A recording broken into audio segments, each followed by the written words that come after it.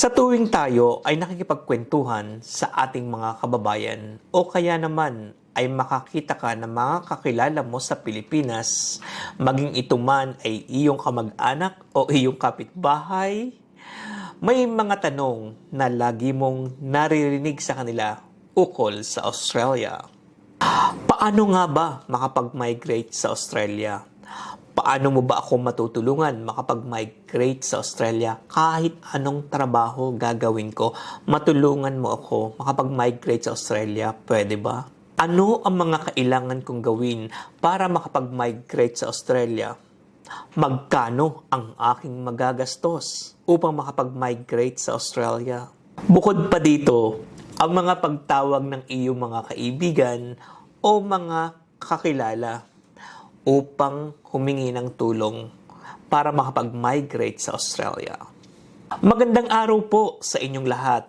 Ito po ang inyong lingkod, Attorney Reynante P. Sulit, abogado sa Pilipinas at isang registered migration agent sa Australia na may numerong 1382407. Ngayon ay sisikapin ng inyong lingkod na sagutin ang lahat ng mga katanungang ito ng ating mga kababayan upang maging gabay nila sa kanilang pagmamigrate sa Australia.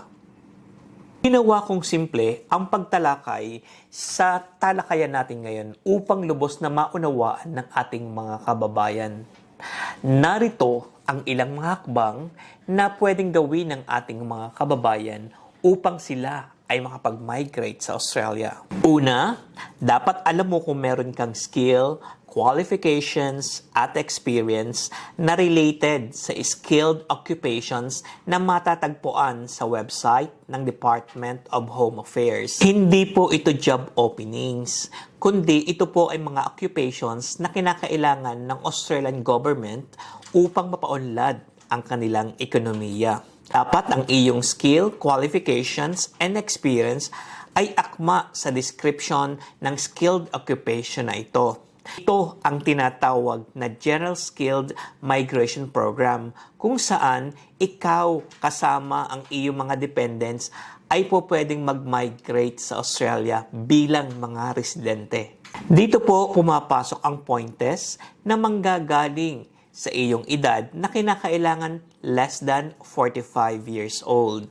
At kinakailangan din ng iyong skill, qualifications, and experience ay akma sa description ng iyong occupation.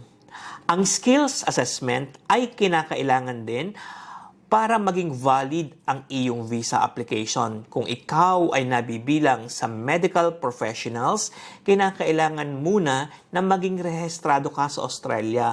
Dapat din ay walang medical condition ang mga miyembro ng pamilya na kasama sa application. At dapat pumasa ka rin sa English test na itinatadhana na requirement ng Department of Home Affairs. Paano po kung over 45 years old na po ako? Paano kung hindi po ako pasok sa point test? Ano po ang pwede kong gawin? Alam ko na napakarami pang mga katanungan ang po pwedeng itanong, ngunit ang aking mga binanggit ay ilan sa mga pangkaraniwan na mga katanungan ng ating mga kababayan. Kung ikaw ay over 45 years old at mayroon ka namang skill, qualifications, and experience, po pwede kang mag-apply ng working visa. Ito ay tinalakay natin sa ibang video kung iyong sasaliksikin ng ating channel. Ikalawa, paano naman kung wala akong qualifications? Paano pa ako makakapag-migrate sa Australia? May pag-asa pa po ba ako na maging residente sa Australia? Kung wala ka pang skill, qualifications, and experience, may pag-asa ka pa rin na maging residente sa Australia, lalong-lalo na kung ikaw ay less than 45 years old. Subukan ang student visa at iyong buuin ang skilled occupation na maaaring maging pathway mo sa pagiging residente sa Australia, tulad ng automotive, cookery, social work, building and construction, engineering. Ito ay ilan lamang sa maaari mong pag-aralan upang maging residente ka sa Australia.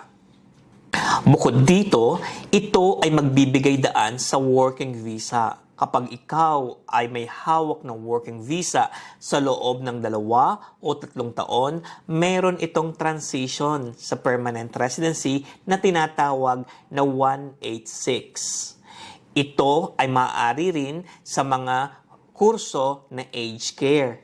Kaya naman kung hindi mo mahintay ang transition, pwede kang mag-apply ng General Skilled Migration at ikaw ay magiging residente pa rin sa Australia. Kung ikaw ay may partner na Australian citizen, permanent resident, o eligible New Zealand citizen, ikaw ay po pwedeng mag-apply ng spouse o partner visa, kung saan ikaw ay bibigyan muna ng temporary visa for 2 years at pagkatapos ito, magiging permanent resident ka matapos na masatisfy mo ang mga condition ng visa na nabanggit.